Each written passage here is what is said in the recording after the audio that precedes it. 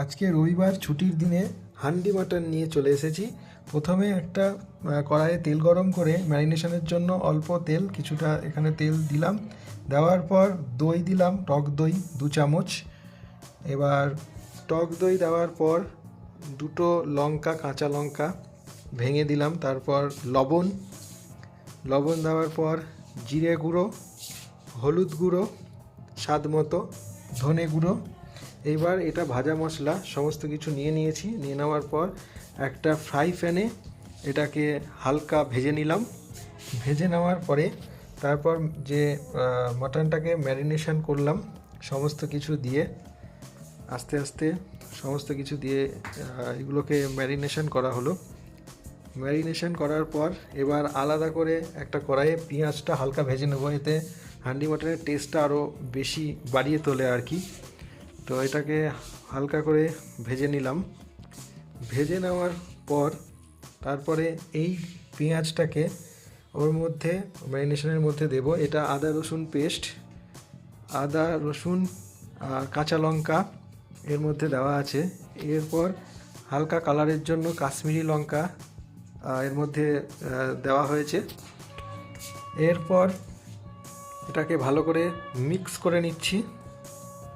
ভালোভাবে মিক্স করে এটাকে রাখলাম। রাখার পরে আস্তে আস্তে এটাকে মিক্স করলাম। তারপরে এবার পেঁয়াজটা যেটা ভেজে রেখেছিলাম সেইটা এর মধ্যে দিলাম। তারপর আদা রসুন কাশ্মীরি লঙ্কার গুঁড়ো যেটা করেছিলাম সেইটা এর মধ্যে দিয়ে দিলাম।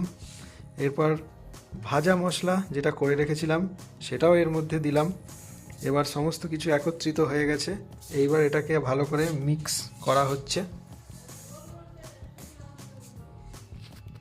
এইবার মাটনের হাঁড়ি, যেটা হান্ডি মাটন, সেই হাঁড়িটা নিয়ে এসেছি, সর্ষের তেল দিয়ে চারিপাশটা ঘুরিয়ে নিয়েছি। এইবার আস্তে আস্তে মাটনগুলোকে হাঁড়ির মধ্যে দেওয়া হচ্ছে। আর আলুটা আগে থেকেই ভেজে রাখা হয়েছিল, ভেজে রেখে মোটামুটি ভেজে রাখা হয়েছিল যাতে এতে খুব ভালো করে সেদ্ধ হয়ে যায়।